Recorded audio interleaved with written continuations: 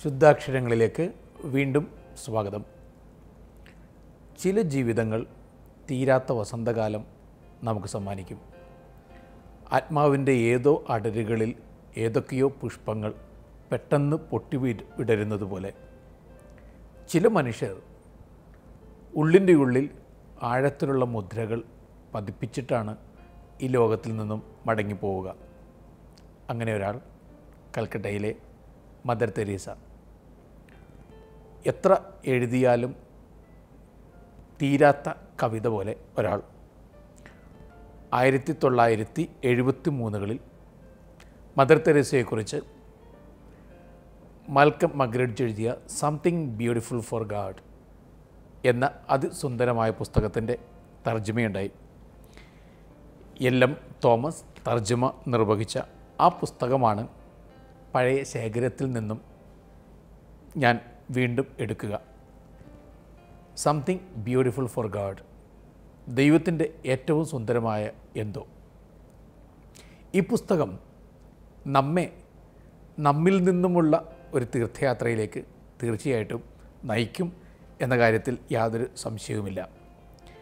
ആദ്യമേ തന്നെ ആ ശീർഷകം മലയാളത്തിൽ കൽക്കട്ടയിലെ മദർ തെരേസ എന്നാണ് എഴുതിയിരിക്കുന്നത്. പക്ഷേ മൂലകൃതിയുടെ സുന്ദരമായ ശീർഷകം സംതിങ് ബ്യൂട്ടിഫുൾ ഫോർ ഗാഡ്, ദൈവത്തിൻ്റെ എന്തൊക്കെയോ സുന്ദരമായത്, അല്ലെങ്കിൽ ദൈവത്തിനു വേണ്ടി എന്തൊക്കെയോ സുന്ദരമായത് ചെയ്യുന്ന ഒരാളെക്കുറിച്ചുള്ള ഒരു പുസ്തകം. എന്തായാലും അതീവ ചാരുതയുള്ള ശീർഷകം. മാൽക്കം മഗ്രിഡ്ജ് BBC വേണ്ടി മദർ തെരേസയെക്കുറിച്ചുള്ള ഡോക്യുമെൻ്ററി എടുക്കുവാൻ വേണ്ടിയാണ് അമ്മയോടൊപ്പം അല്പനാൾ താമസിക്കുക. അത്രയ്ക്ക് വലിയ വിശ്വാസിയൊന്നുമല്ല, ആഴമേറിയ മൂല്യബോധം അന്നില്ല എന്ന് അദ്ദേഹം തന്നെ പുസ്തകത്തിൽ സമ്മതിക്കുന്നു. ഒരു സാധാരണ മനുഷ്യൻ, വെറും പച്ചയായ മനുഷ്യൻ. അങ്ങനെയുള്ള അദ്ദേഹത്തിൻ്റെ ജീവിതത്തിലേക്ക് ഹരിതാഭ പോലെ ഈ കന്യാസ്ത്രീ കടന്നു വരുന്നു.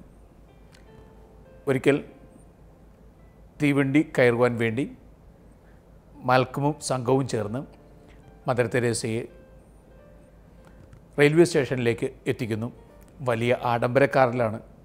അദ്ദേഹം പറയുന്നു, വല്ലാതെ ലജ്ജിതനായിപ്പോയി ഞാൻ. മദർ തെരേസ എന്ന വലിയ വനിതയെ ഈ കാറിൽ ഇരുത്തിക്കഴിഞ്ഞപ്പോൾ വെറും പൊള്ളത്തരമാണ് എൻ്റേത് എന്നൊരു തോന്നൽ എനിക്കുണ്ടായി. പിന്നീട് മദർ തെരേസ തീവണ്ടിയിൽ കയറി തീവണ്ടി ചലിച്ചു തുടങ്ങിയപ്പോൾ അദ്ദേഹം പറയുന്നു, ലോകത്തിലെ ഏറ്റവും സുന്ദരമായ, ഏറ്റവും നന്മ നിറഞ്ഞ എന്തൊക്കെയോ പിന്നിൽ അവശേഷിപ്പിച്ചുകൊണ്ട് ഞാൻ ജീവിതത്തിൽ മുന്നോട്ട് പോകുന്നത് പോലെ ഏറ്റവും സുന്ദരമായത്, ഏറ്റവും നന്മ നിറഞ്ഞത് കയ്യെത്താവുന്ന ദൂരത്തിൽ അകന്നകന്ന് പോകുന്ന പോലെ. വീണ്ടും അദ്ദേഹം പറയുന്നുണ്ട്, മദർ തെരേസ എന്ന ഈ സാധാരണ കന്യാസ്ത്രീയുടെ അടുത്തെത്തി നിൽക്കുമ്പോൾ ഇതുവരെ ഇല്ലാത്തൊരു ആനന്ദമുണ്ട്. അത് ശുദ്ധിയുടെ, നിർമ്മലതയുടെ ആനന്ദമായിരിക്കാം. വീണ്ടും അദ്ദേഹം പറയുന്നു, മദർ തെരേസയുടെ ഹൗസിലേക്ക് വരിക. അവിടെ എടുത്തു പറയത്തക്ക വർണ്ണ ചിത്രങ്ങളൊന്നുമില്ല, വലിയ അലങ്കാരപ്പണികളില്ല. പക്ഷേ ഇത്രയ്ക്ക് സൗമ്യത നിറഞ്ഞു നിൽക്കുന്ന, ഇത്രയ്ക്ക് ചാരുത നിറഞ്ഞു നിൽക്കുന്ന ഒരു സ്ഥലം ഇതുവരെ ഞാൻ സന്ദർശിച്ചിട്ടില്ല. Something beautiful for God.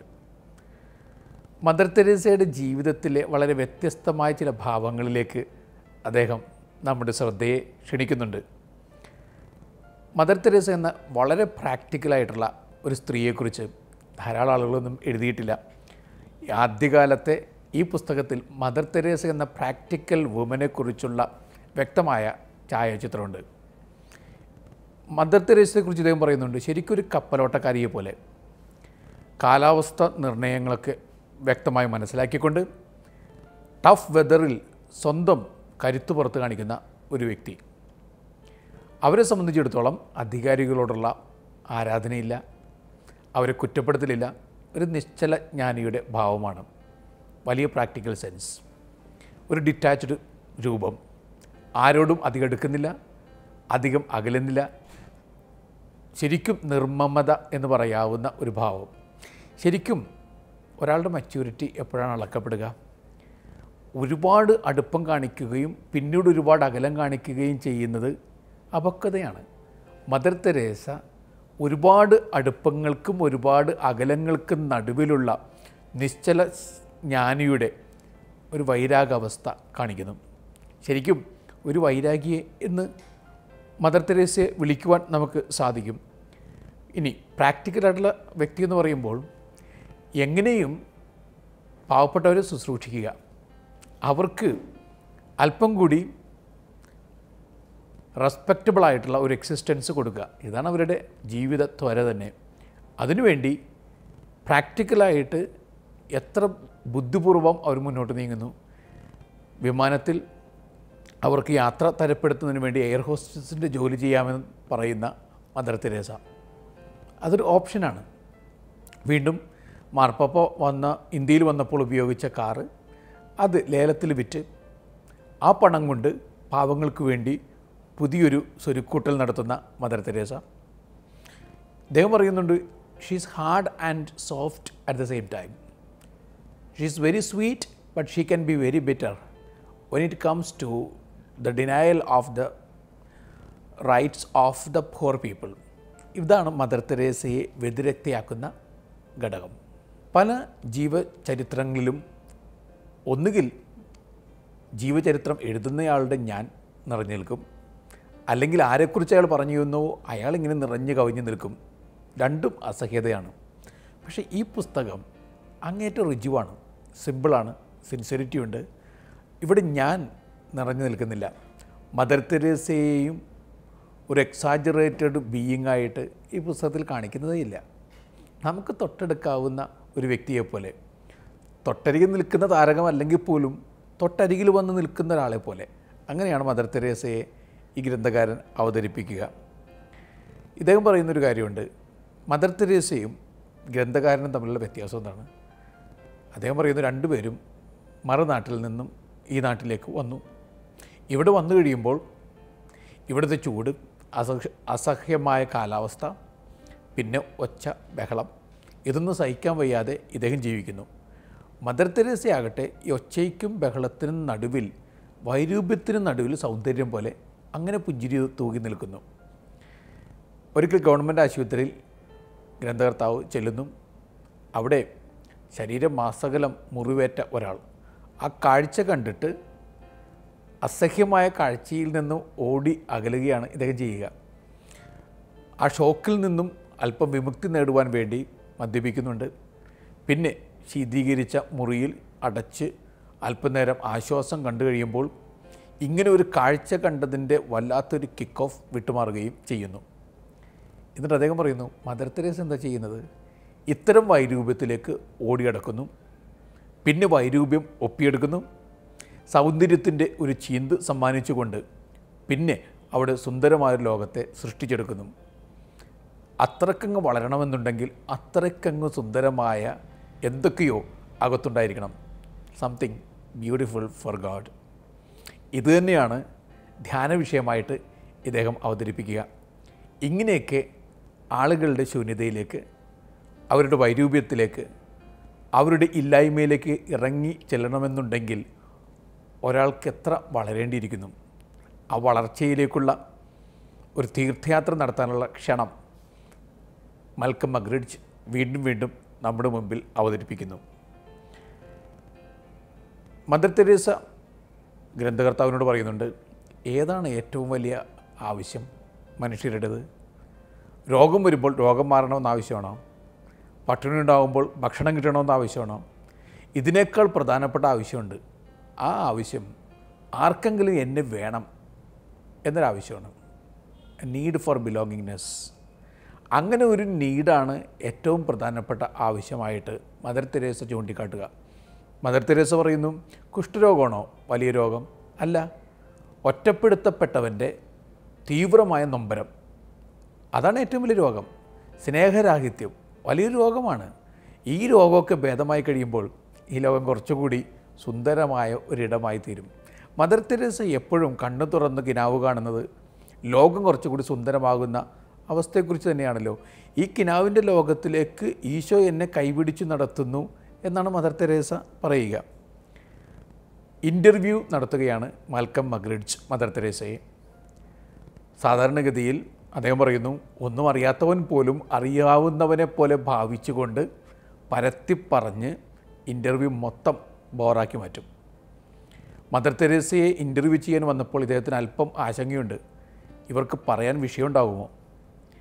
കൃത്യസമയത്ത് തന്നെ തീരുന്നതിന് മുമ്പേ ഇൻ്റർവ്യൂ അങ്ങ് തീർന്നു പോയാലോ? വിഷയമൊന്നും ഉണ്ടാകാത്തൊരു അവസ്ഥ ഉണ്ടാവുമല്ലോ. പക്ഷെ സംസാരിച്ചു തുടങ്ങിയപ്പോൾ ഇദ്ദേഹം പറയുന്നു, എന്തൊരു കൃത്യത, എന്തൊരു വ്യക്തത. അവർക്കറിയാം അവരെന്താ ചെയ്യുന്നതെന്ന്, എന്തിന് അവർ ചെയ്യുന്നു എന്നറിയാം. വ്യക്തതയും കൃത്യതയും ഉള്ളതുകൊണ്ട് ഹൃദയത്തിൻ്റെ ഉള്ളിൽ നിന്നും ഒരു പുഴ ഒഴുകുന്നത് പോലെ ആശയങ്ങൾ ഒഴുകിയിറങ്ങുന്നു. വില്യം ബ്ലേക്കിൻ്റെ കവിത ഉദ്ധരിച്ചുകൊണ്ട് അദ്ദേഹം പറയുന്നു, സൂര്യചന്ദ്രന്മാർക്ക് സ്വന്തം എക്സിസ്റ്റൻസിനെ കുറിച്ചൊരു ഡൗട്ട് വരികയാണെങ്കിൽ അവർ പിന്നെ ഇല്ലാതാവും. സൂര്യനും ചന്ദ്രനും അങ്ങനെ പ്രഭ തൂകി നിൽക്കുകയാണ്, അവർക്ക് സംശയമില്ല. അവരെന്തിനങ്ങനെ പ്രഭ തൂകുന്നു എന്നതിനെക്കുറിച്ച് യാതൊരു സംശയമില്ലാത്തത് കൊണ്ട് തന്നെ അവരങ്ങനെ നിൽക്കുന്നു. ഇതുപോലെ തന്നെ മദർ തെരേസയ്ക്ക് ഒരു സംശയമില്ല, എന്തിന് താൻ ഇങ്ങനെയൊക്കെ ചെയ്യുന്നു. അതുകൊണ്ട് വ്യക്തതയോടുകൂടി അവർക്ക് കാര്യങ്ങൾ പറയുവാൻ സാധിക്കുന്നു. ഒരു കുഞ്ഞിനെ ഉയർത്തി നിൽക്കുന്ന മദർ തെരേസയുടെ ചിത്രമുണ്ട് ഡോക്യുമെൻ്ററിയിൽ. തീർത്തും ദുർബലയായ ആ കുഞ്ഞിനെ കയ്യിലെടുത്തുകൊണ്ട് അവൻ്റെ ഉള്ളിലെ കണ്ണുകളിലേക്ക് നോക്കുന്ന മട്ടിൽ മദർ തെരേസ പറയുന്നു, ഓ, ഈ കുഞ്ഞിന് ജീവനുണ്ട്. ഇത് മദർ തെരേസ ലോകത്തെ മുഴുവൻ ഉയർത്തിപ്പിടിക്കുന്നത് പോലെയാണ്.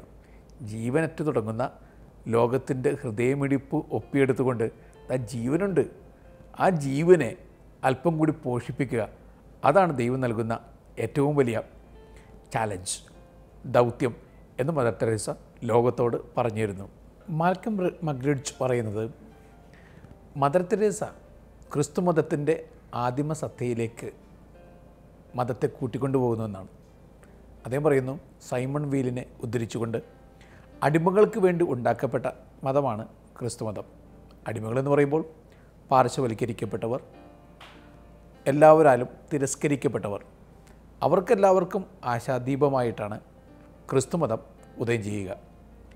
ഇവിടെ മദർ തെരേസ വീണ്ടും സമൂഹത്തിൻ്റെ ചേരികളിലേക്ക് വേർതിരിക്കപ്പെട്ട മനുഷ്യരെ തേടി വരുന്നു. അവർക്ക് സ്വരമേകുന്നു, അവരുടെ സ്വരമായി മാറുന്നു, അവർക്ക് മുഖമേകുന്നു, അവരുടെ മുഖമായി മാറുന്നു. അങ്ങനെ ചെയ്യുന്ന മദർ തെരേസ ക്രിസ്തുവിൻ്റെ മുഖം അവർ കണ്ടെത്തുന്നു. അവരുടെ മുറിവുകളിൽ ക്രിസ്തുവിൻ്റെ മുറിവ്, അവരെ നെഞ്ചോട് ചേർക്കുമ്പോൾ ക്രിസ്തുവിനെ നെഞ്ചോട് ചേർക്കുന്ന സന്തോഷം. ഇതൊരു നവസുവിശേഷവൽക്കരണമാണ്. മദർ തെരേസയുടെ ജീവിതത്തിലേക്ക് വീണ്ടും യാത്ര തുടരുമ്പോൾ കൂടുതൽ കൂടുതൽ മനോഹരമായ പലതും അദ്ദേഹം കണ്ടെത്തുകയാണ്. അദ്ദേഹം പറയുന്നു, സാധാരണ ഇതിലെല്ലാവരും തങ്ങളെക്കുറിച്ച് തന്നെയല്ലേ കൂടുതൽ ചിന്തിക്കുക. ശരിയാണ്, നമ്മളൊരു ഗ്രൂപ്പ് ഫോട്ടോയിൽ പെട്ടിട്ടുണ്ടെന്ന് വിചാരിക്കുക. നിങ്ങളുടെ മുഖത്തേക്കല്ലാതെ നിങ്ങൾ വേറെ ആരുടെ മുഖത്തേക്കാണ് ആദ്യം നോക്കുക? സ്വാഭാവികം. പക്ഷെ വീണ്ടും വീണ്ടും നിങ്ങളെ മാത്രമേ നിങ്ങൾ കാണുന്നു എന്ന് വരികയല്ലോ. പലപ്പോഴും ഇത് തന്നെ സംഭവിക്കുക. ജീവിതത്തിൻ്റെ ഗ്രൂപ്പ് ഫോട്ടോയിൽ നിങ്ങളെ മാത്രമേ കണ്ടിട്ടുണ്ടാവൂ. പക്ഷെ മദർ തെരേസയുടെ കണ്ണുകൾ എന്തുകൊണ്ട് മറ്റുള്ളവരിലേക്ക് ചെല്ലുന്നു? മദർ തെരേസ എപ്പോഴും എന്തുകൊണ്ട് മറ്റുള്ളവരെക്കുറിച്ച് വേവലാതിപ്പെടുന്നു? അവരെക്കുറിച്ച് എപ്പോഴും ചിന്തിച്ചുകൊണ്ടേയിരിക്കുന്നു.